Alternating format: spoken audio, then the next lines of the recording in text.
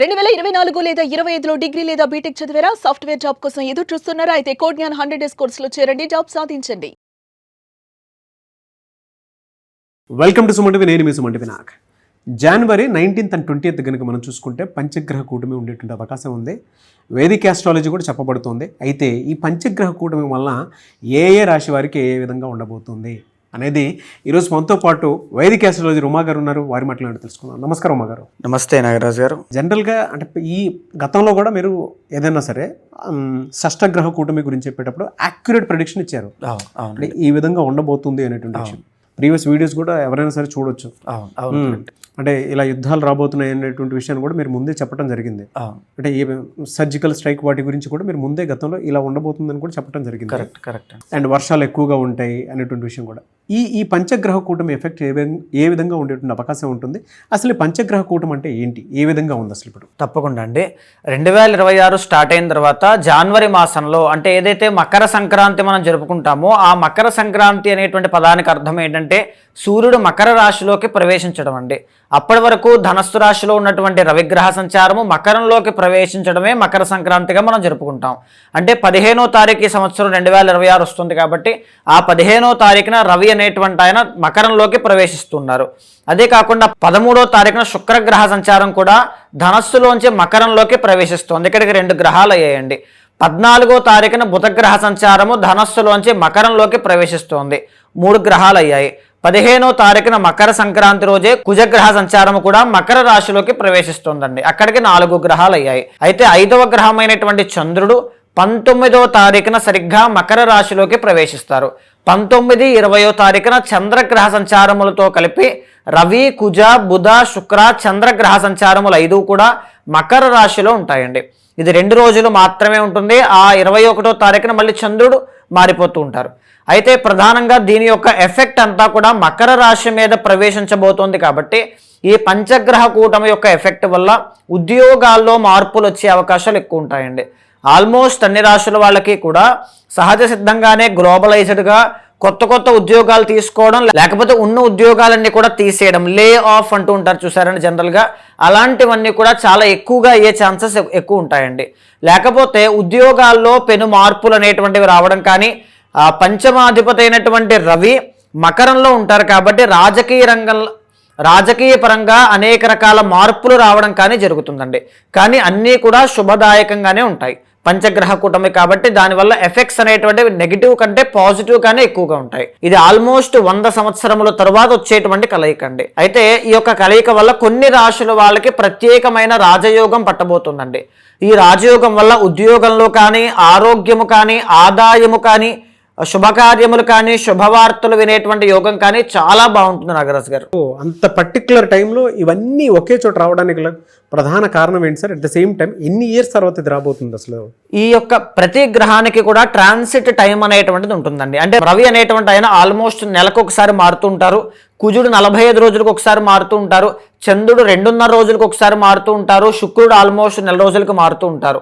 ఈ యొక్క ట్రాన్సిట్స్ ఆధారంగా ఆ టైం అనేటువంటిది మారుతున్న క్రమంలో ఈసారి జనవరి 19వ తారీఖు 20వ తారీఖున అవన్నీ కూడా ఒకేసారి కోయిన్సిడెన్స్ గా పంచగ్రహ కూటమి 10వ స్థానము అయినటువంటి మకరంలోకి ప్రవేశించబోతోందండి. ఇలా ఈ 5 గ్రహాలు కలవడానికి ఆల్మోస్ట్ ఒక 200 సంవత్సరాలకు ఒకసారి పడుతూ ఉంటాయి నాగరాజు గారు. శుభసూచికం, విశేషం అని చెప్పాలి.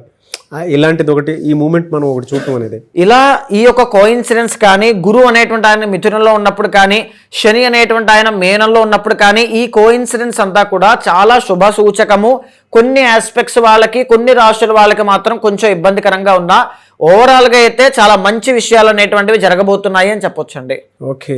అయితే ఈ యొక్క కలయికల వల్ల 4 రాశుల వాళ్ళండి, స్పెషల్గా ఆ 4 రాశుల వాళ్ళకి అపారమైనటువంటి రాజయోగం పడుతుంది. ధన సంపదలు కానీ ఏదైనా ఒక టర్నింగ్ పాయింట్ వచ్చే అవకాశాలు చాలా 100కి 100% ఇది ఇస్తుందండి. సో ఆ రాశులు ఏమిటి అంటే ఫస్ట్ ఆఫ్ ఆల్ మేష రాశి అండి, 2వది ఏంటి అంటే సింహ రాశి, 3వది వృశ్చిక రాశి, 4వది మీన రాశి. ఈ 4 రాశుల వాళ్ళు ఎవరున్నా సరే మీ ఎఫర్ట్స్ అనేటువంటివి పెంచగలిగితే ఈ పీరియడ్ ఆఫ్ టైంలో 19th and 20th ఏదైనా ఒక మార్పు రావడం, మీరు ఒక నిర్ణయం తీసుకోవడం, లేకపోతే ఈ కలయిక తర్వాత వచ్చేటువంటి పరిణామాల వల్ల మీకు ఏదైనా ఒక మంచి విషయం జరిగే అవకాశాలు చాలా ఎక్కువ ఉంటాయండి. మీరు చెప్పిన దాని ప్రకారం అండి, అంటే మేషరాశి వారికి సింహరాశి వారికి ఈ విధంగా ఉండబోతుందని చెప్పేసి అన్నారు కదా, పంచగ్రహ కూటమి ఎఫెక్ట్ వల్ల. సో సింహరాశి వారికి ఏ విధంగా ఉండేటువంటి అవకాశం ఉంటుందంటారు? తప్పకుండా అండి. సింహరాశి వాళ్ళకి మనం చూస్తే అండి, ఈ 5 గ్రహాలలో వీళ్ళకి శుక్రుడు తప్ప 4 గ్రహాలు చాలా అద్భుతంగా అనుకూలిస్తూ ఉన్నాయండి. సో వీళ్ళకి ఏంటంటే 6వ స్థానము మకరం అవుతుంది. ఈ 6వ స్థానంలో రవి, తర్వాత కుజుడు, తర్వాత చంద్రుడు, తర్వాత బుధుడు, ఈ 4 గ్రహాలు అనుకూలించడం వల్ల అపారమైనటువంటి రాజయోగం. ఏ క్రమంలో వీళ్ళకి రాజయోగం పడుతుంది అంటే, ఫస్ట్ ఆఫ్ ఆల్ సింహరాశికి రాశ్యాధిపతి అయిన రవి అనుకూలిస్తూ ఉన్నారు. మీ యొక్క ప్రొఫైల్ బిల్డ్ అవుతుందండి. ఇంతకు ముందు లేని విధంగా ఏదో ఒక మంచి విషయానికై మీ యొక్క ప్రొఫైల్ బిల్డ్ అవుతుంది. గౌరవ మర్యాదలు అనేటువంటివి పెరుగుతాయి.